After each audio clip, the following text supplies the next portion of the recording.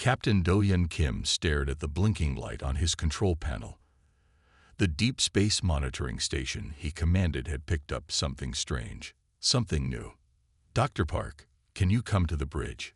He called through the station's comm system. "We have a signal." The year was 2157. Humans had spread across the solar system, building colonies on Mars and mining stations around Jupiter. But they had never found life beyond Earth. Not yet. Dr. Ju Park rushed onto the bridge. Her black hair was tied back in a simple ponytail, and her eyes were wide with excitement. "What did we find?" she asked, moving quickly to her workstation.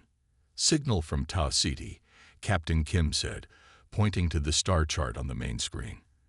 "It's not random. It repeats." Dr. Park's fingers flew across her keyboard. The station's powerful computers began to analyze the signal. Strange patterns appeared on her screen. She leaned forward, her breath catching in her throat. "This isn't natural," she whispered. "Captain, I think this is communication." Captain Kim felt a chill run down his spine. For years, humanity had searched the stars for signs of other intelligent life. Now, on his watch, they might have found it. "Are you sure?" he asked. "The pattern is too complex," Dr. Park explained. "See these repeating sections, but with small changes each time. This isn't a pulsar or any natural object we know. Someone made this." The bridge crew fell silent. 6 people, alone on a small station at the edge of the solar system, faced with the biggest discovery in human history. "It feels like a distress call," said Officer Taeyong-han, the communications specialist. "The way it pulses, it reminds me of old SOS signals." Captain Kim nodded slowly. "If it is a distress call, someone needs help." He made his decision quickly. This was too important to handle alone.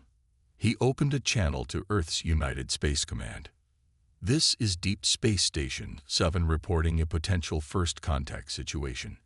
We are sending all data now. Please advise." The response took 20 minutes to reach them from Earth. When it came, Admiral Lee's face appeared on the main screen. "Captain Kim, we've analyzed your data.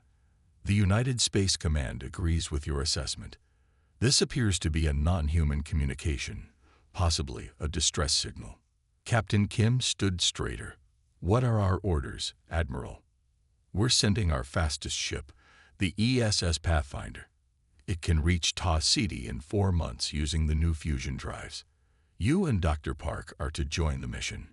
Your experience with the signal will be valuable." Dr. Park gasped. "We're going to Tau Ceti." Admiral Lee nodded. "The Pathfinder will dock with your station in 3 days. Prepare for transfer." After the call ended, Captain Kim looked around at his stunned crew. "Well," he said with a small smile, "it seems we're going to meet our neighbors." The next 3 days passed in a blur of activity. Captain Kim and Dr. Park packed their few belongings and prepared all their research on the signal. The rest of the crew would remain at the station, continuing to monitor for any changes. When the ESS Pathfinder arrived, Captain Kim was struck by its size and sleek design. It was humanity's most advanced ship, built for deep space exploration, but never before sent beyond the solar system. Captain Yoonji Choi of the Pathfinder greeted them as they boarded. "Welcome to the first human interstellar mission," she said. "We're making history today." As the Pathfinder pulled away from the station, Captain Kim watched the distant sun grow smaller through the viewing port. Somewhere ahead lay Tau Ceti. Somewhere ahead, perhaps, waited the answer to humanity's oldest question. Are we alone? He didn't think so. Not anymore. "Ready for warp," called Captain Choi. The stars blurred, and humanity's first journey to meet alien life began. 2 months into their journey to Tau Ceti, the alarm sounded throughout the ESS Pathfinder. "Unknown object on collision course," announced the ship's computer. Captain Choi ordered everyone to their stations. On the bridge, Captain Kim watched the main screen as the object grew closer. "It's small," said Officer Han. "About the size of a car."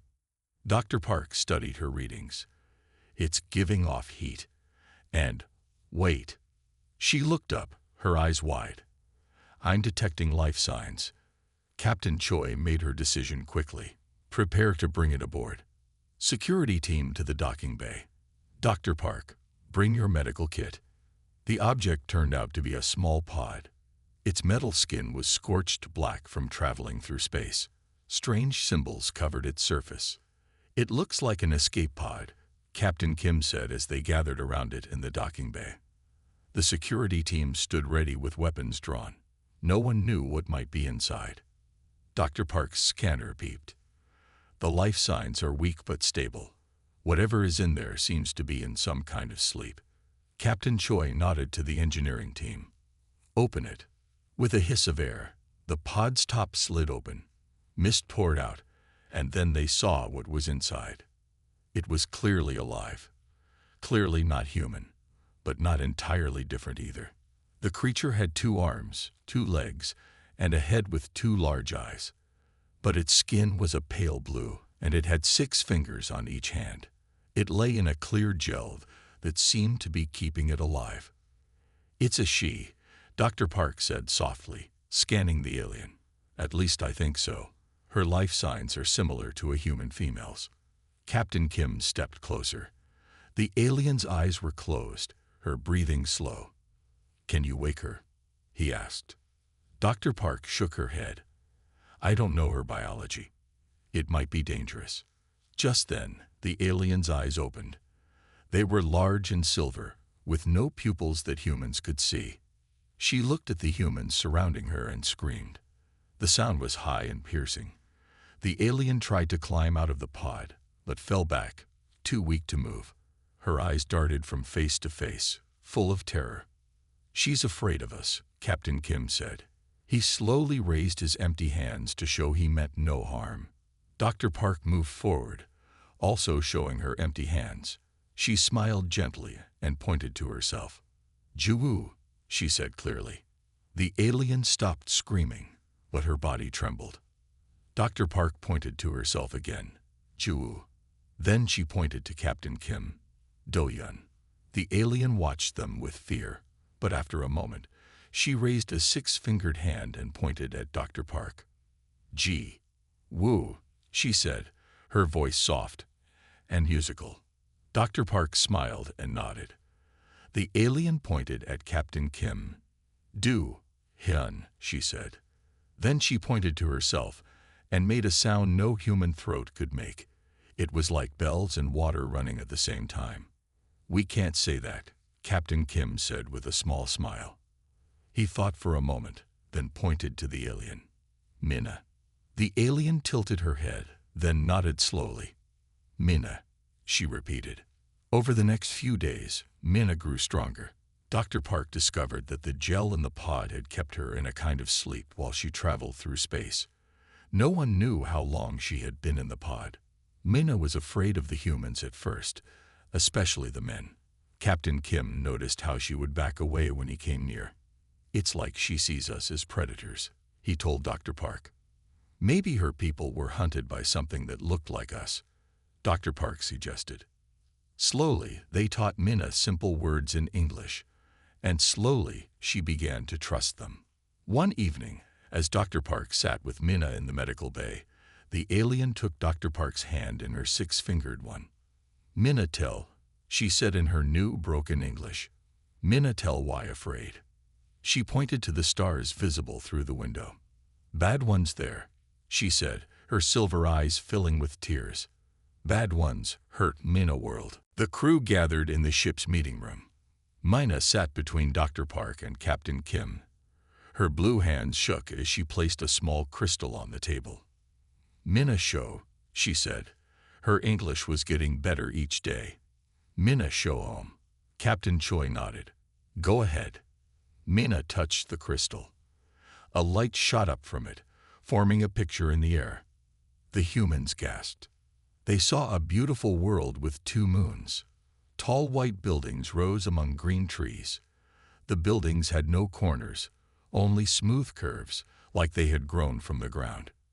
Eris, Minna said, pointing to the planet. My home. The picture changed. Now they saw blue-skinned people like Minna walking in parks and flying in small ships through the air. The Airy, Minna explained. My people. Her silver eyes filled with tears as the picture changed again. This time they saw a sky full of dark ships. They were big and black, shaped like claws. Vorak, Minna whispered. Bad ones. Hungry ones. The picture showed the dark ships shooting red beams at the white city. Buildings fell. Fires started. The Airy ran, but many fell and did not get up again. They came with no warning, Minna said. Her English was suddenly better, as if her strong feelings helped her find the words. We Airy never fought wars. We had no weapons. The next picture showed creatures coming out of the dark ships. They walked on two legs and had two arms like humans, but they were bigger, with thick muscles and sharp teeth. Their skin was rough and gray. They carried weapons and shot any Airy they saw. Captain Kim understood now why Minna had been so afraid when she first saw humans.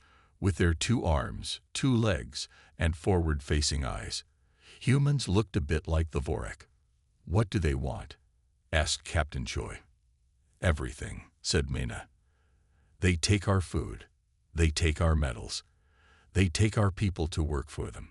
The crystal showed Airy in chains, digging in the ground while Vorak guards watched.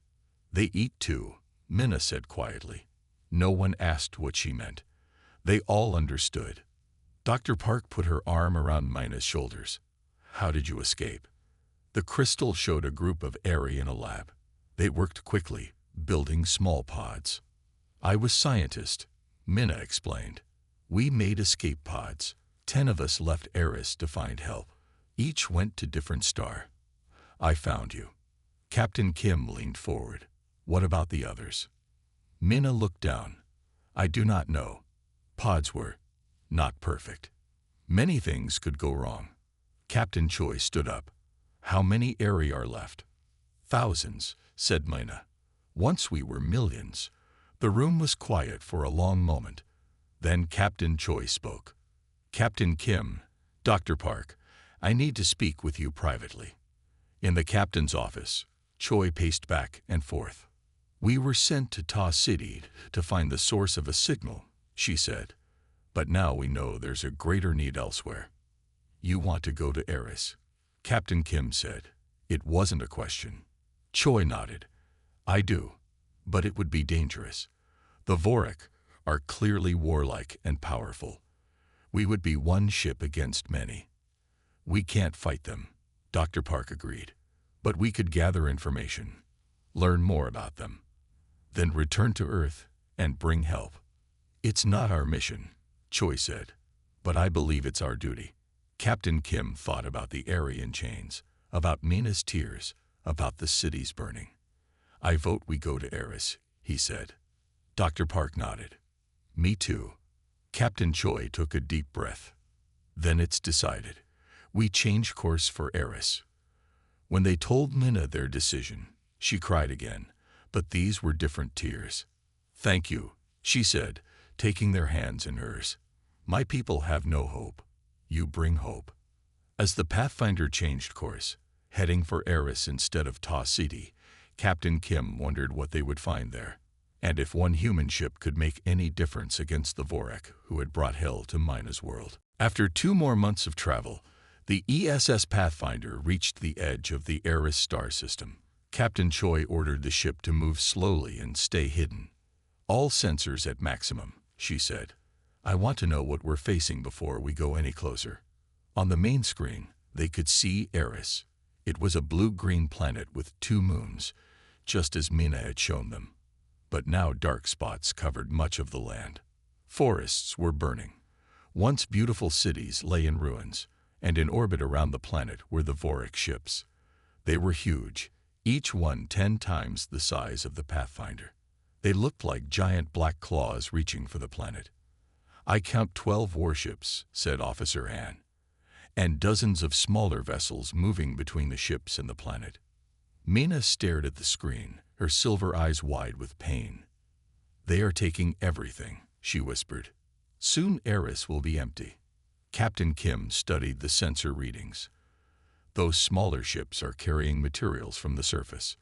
They're mine. For 3 days, Minna worked on her device. The humans helped where they could, but much of the science was beyond their knowledge. Dr. Park learned the fastest, her quick mind grasping the strange new ideas.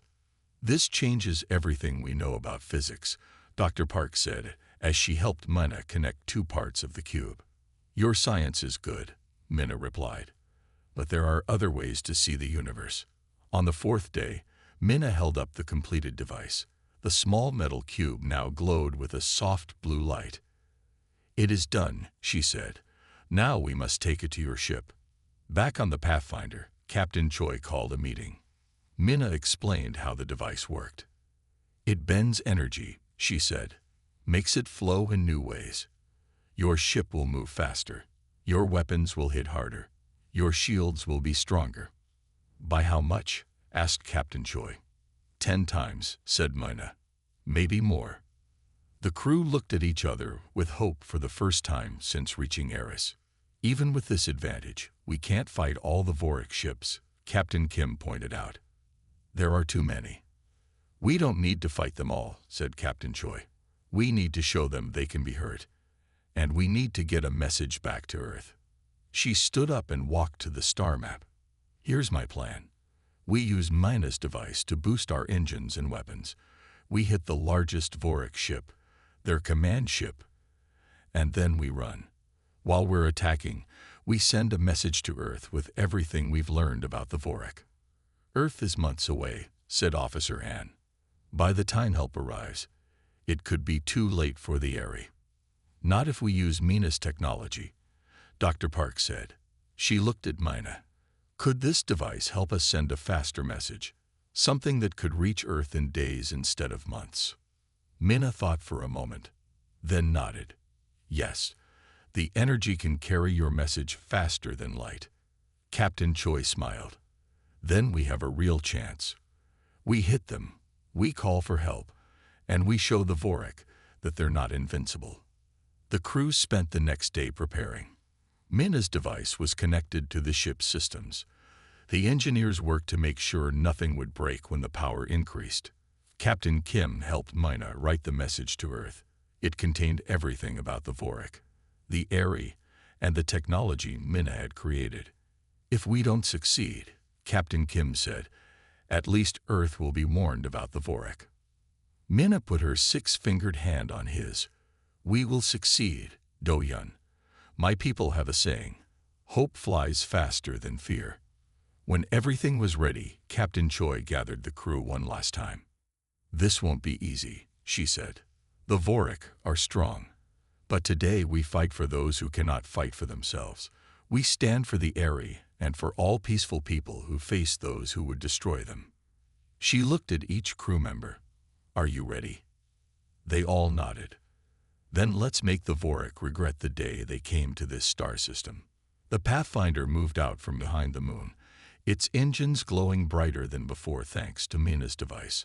On the bridge, Minna stood next to Captain Kim, watching as they approached the Vorik fleet. Head straight for the biggest ship, ordered Captain Choi. Full speed.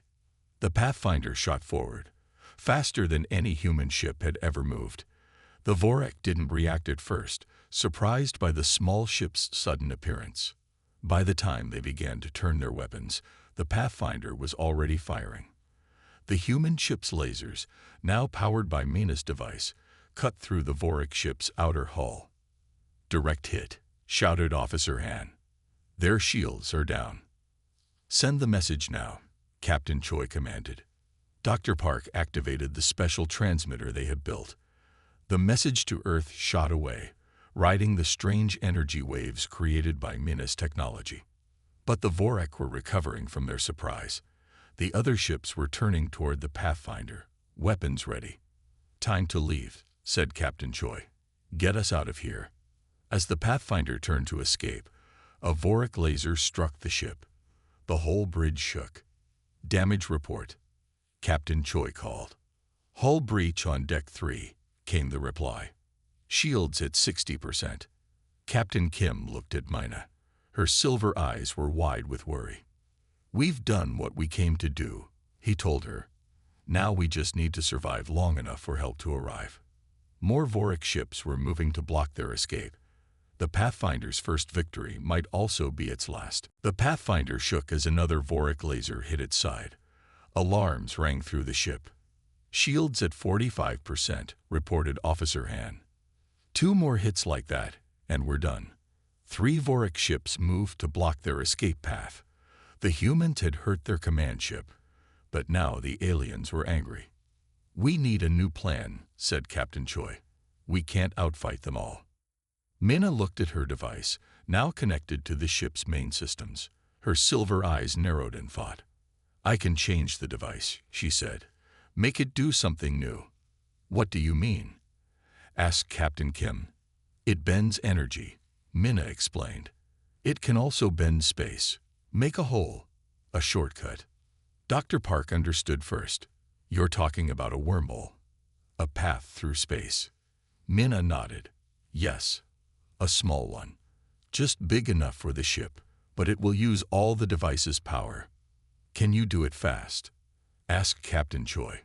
"We have minutes, not hours." "I can," said Mina. "But I need help." She looked at Dr. Park. "Tell me what to do," Dr. Park said. As the two worked quickly on the device, Captain Kim had an idea. "If the device will be used for our escape, we can't use it to boost our weapons anymore," he said. "But what if we leave something behind? Something that can keep hurting the Vorik while we escape?" He turned to the weapons officer. "Can we program some of our missiles to act on their own after we're gone?" The weapons officer nodded. "Yes, Captain. We can set them to track Vorik energy signatures and attack on their own." "Do it," ordered Captain Choi. "Load all our remaining missiles." As the battle continued around them, the crew worked frantically. Mina and Dr. Park modified the energy device. The weapons team programmed the missiles. Another hit rocked the ship. "Shields at 30%, said Officer Han. "We can't take much more." "Ready with the missiles," said the weapons officer. "The device is ready too," said Mina. "But I don't know exactly where the wormhole will open. Space is slippery." Captain Choi made her decision. "Launch the missiles now, then activate the wormhole." The Pathfinder fired all its remaining missiles at once. 20 streaks of light shot toward the Vorik ships. But instead of exploding on impact, the missiles began to circle the alien vessels, darting in to strike, and then moving away. They were like angry bees attacking much larger animals. The Vorik ships turned their weapons on the missiles, momentarily forgetting the Pathfinder. "Now, Mina," shouted Captain Choi. Mina pressed her hand on the glowing device. The blue light turned bright white. In front of the Pathfinder, space itself seemed to tear open. A swirling hole appeared, showing nothing but darkness beyond. "Go," Mina cried. The Pathfinder's engines fired at full power, driving the ship toward the wormhole. Behind them, the missiles continued to harass the Vorik fleet, buying precious seconds. As they reached the edge of the strange opening, Captain Kim looked at Mina. Her face was tense with concentration as she held the wormhole open. "Will this take us to Earth?" he asked. "No," she said, her voice strained. "Not enough power. But away from here. Safe." The Pathfinder entered the wormhole. For a moment, everything went dark. The ship shuddered and creaked. Then suddenly, they burst out into normal space again. The view screen showed unfamiliar stars. The Vorik ships were gone. "Where are we?" asked Captain Choi. Officer Han checked the navigation system. "About 2 light years from Eris. It would have taken us months to get here normally." Mina collapsed into a chair, exhausted. The device in her hands had gone dark. "It's burned out," she said sadly. "No more power." Captain Kim put his hand on her shoulder. "You saved us all, Mina." She looked up at him. "But my people are still prisoners.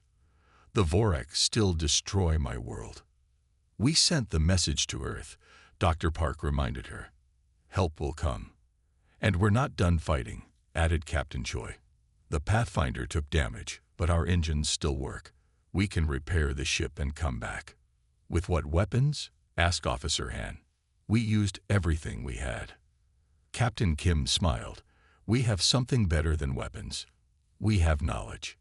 He looked at Mina. You showed us that the Vorik can be hurt. Your technology gave us a way to fight them. And now we're going to share that with Earth. For the first time since they'd found her, Mina smiled a full, hopeful smile.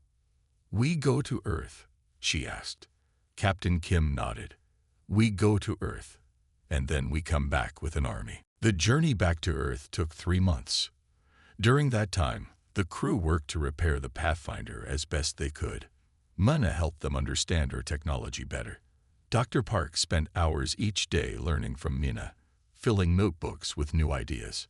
Your people must have been studying science for thousands of years, Dr. Park said one day as Mina explained how energy could be stored in new ways. Yes, said Mina. We loved learning. We never thought to use our knowledge for weapons. She looked sad. Maybe if we had, the Vorak would not have found us so easy to conquer. When Earth finally appeared on their view screens, the crew cheered. But Mina looked nervous. Will your people accept me? She asked Captain Kim. I look different. They will, he promised. Once they hear your story and learn what you have to share, they will welcome you. As the Pathfinder approached Earth, they received a message from Admiral Lee. Captain Choi, your transmission from Eris reached us 2 months ago. We've been preparing ever since. The United Space Command is ready to hear your full report. The Pathfinder landed at the main space center in what was once called California. A crowd of officials waited for them. When Mina stepped out of the ship beside Captain Kim and Dr. Park, there were gasps and whispers. Admiral Lee stepped forward. He looked at Mina for a long moment, then did something no one expected. He bowed to her. On behalf of Earth, I welcome you, he said. Your message warned us of a great danger. We are grateful. In the days that followed, Mina met with Earth's top scientists and leaders. She showed them her technology and explained how it worked. At first, many didn't believe it was possible. It breaks all our laws of physics, said one old scientist with thick glasses. It doesn't break them, Dr. Park explained. It just shows that there are other laws we didn't know about. Slowly, Earth's scientists began to understand. They built new devices based on Mina's designs. Each one worked better than the last. Within weeks, the first new ships were being built, powered by airy technology. They were faster and stronger than any ships humans had made before. But Mina didn't just share military technology. She showed humans how to make clean energy that never ran out. She taught them how to grow food in places where nothing had grown before. She helped them develop medicine that could cure diseases humans had fought for centuries. Why do you share so much with us? Admiral Lee asked her one day. We came to help your people, but you're helping us even more. Mina looked at him with her silver eyes. The Vorik bring only death. They take and destroy. I want to show that my people bring life. We create and share. She touched the Admiral's hand with her 6 fingers. This is how the Airy have always lived. 6 months after the Pathfinder returned to Earth, a fleet of 50 new ships was ready. They were called the Airy class, in honor of Mina's people. Each ship carried weapons and shields based on her technology. Captain Kim was given command of the lead ship, renamed the new Pathfinder. Dr. Park joined him as chief science officer, and Mina would go with them to help free her world. The night before they were to leave Earth, Mina stood outside looking at the stars. Captain Kim found her there. Are you ready for tomorrow? He asked. Yes, she said, but I am thinking about all that has happened. When the Vorik came, they brought hell to my world. She looked around at the peaceful Earth night, at the city lights glowing with energy her technology had helped create. But finding you, coming here, I think perhaps I have helped bring a kind of heaven to your world. Captain Kim smiled. You have, Mina. And now it's time for us to return the favor. She nodded, her silver eyes reflecting the starlight. "Tomorrow, we take heaven back to Eris." The human fleet arrived at Eris 5 years after Mina had fled her world in a small escape pod. 50 ships appeared at the edge of the system, their engines glowing with the blue light of airy technology. On the bridge of the new Pathfinder, Captain Kim, Dr. Park, and Mina looked at the view screen. Eris still had its 2 moons, but the planet looked worse than before. More forests were gone, more cities lay in ruins, and the Vorak were still there. Their dark ships still orbited the planet like hungry animals. "They've added more warships," said Officer Han, who had joined them on this mission. "I count 20 now." "It doesn't matter," said Captain Kim. "We're ready for them." He opened a channel to the rest of the fleet. "All ships, prepare for battle. Remember your training. Their ships are bigger, but ours are faster and smarter. And we have something they don't have. We're fighting for freedom, not for greed." Mina stood tall beside him, her silver eyes fixed on her homeworld. "Today, my people will see the sky again," she said. The human fleet moved forward. When the Vorak spotted them, their ships turned to attack. They fired their red beams, just as they had done when they destroyed airy cities years before. But this time, their beams hit shields that did not break. The human ships, protected by Mina's technology, kept coming. "Fire," ordered Captain Kim. Blue beams shot from the human ships, cutting through the Vorak shields like they weren't there. 3 Vorak ships exploded at once. The battle had begun. On the planet below, the Aerie who were still alive looked up at the sky. For years, they had seen only Vorak ships. Now, strange new ships fought against their tormentors. And they were winning. The human fleet moved like dancers, each ship covering the others. Their weapons, powered by Aerie science, tore through the Vorak defenses.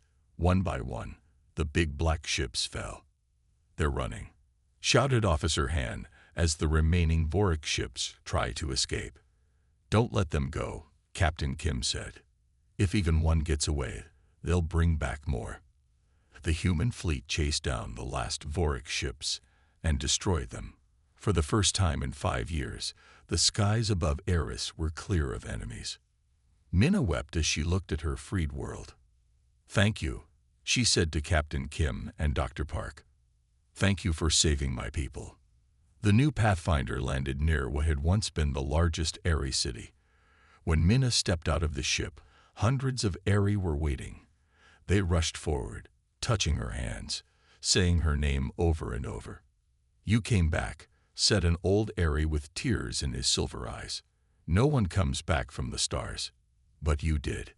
"I found friends," Mina said, turning to the humans beside her. "They came to help us." In the weeks that followed, human doctors treated the sick Aerie. Engineers helped rebuild their cities. Scientists worked to heal the damage done to the planet.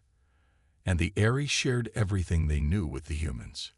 Music, art, science, all the beautiful things the Vorak had tried to destroy. 1 year after the liberation of Eris, a new ship was ready to launch. It was called the Friendship, built by humans and Aerie working together. Its mission was to find other worlds that might need help against enemies like the Vorak. Captain Do-Yeon Kim was chosen to lead this mission.